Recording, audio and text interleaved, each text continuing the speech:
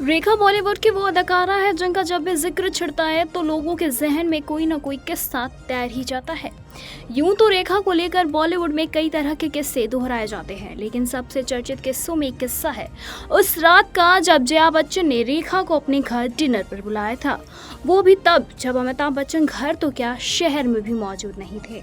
दरअसल ये किस्सा उस दौर का है जब हर अखबार व मैगजीन में अमिताभ बच्चन और रेखा के अफेयर के किस्से छपते थे। दोनों ने कभी भी अपने रिश्ते पर खुलकर बात नहीं की, लेकिन अमिताभ के लिए रेखा का प्यार जग जाहिर है। रेखा ने कभी इसे छुपाना या शब्दों से ढकने की कोशिश भी नहीं की। अमिताभ और रेखा के अफेयर की खबरें सुन उन दिनों जया बच्चन काफी परेशान रहने लगी थी।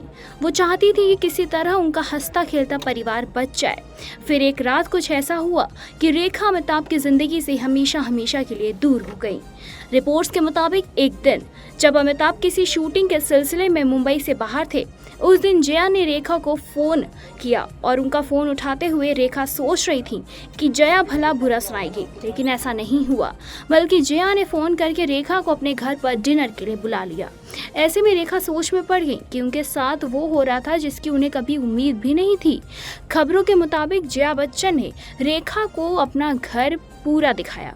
उस दिन उस रात दोनों ने एक छत के नीचे ढेरों बातें की, लेकिन उनमें एक बार भी अमिताभ का जिक्र नहीं हुआ।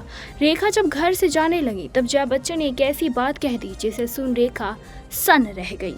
जया बच्चन ने साफ साफ शब्दों में रेखा को कह दिया, चाहे जो हो जाए मैं अमित को कभी नहीं छोड़ूंगी।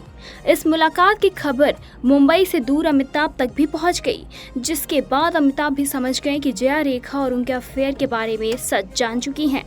कहते हैं इस वाक्य के बाद ही रेखा और अमिताभ ने एक दूसरे से दूरी बना ली थी।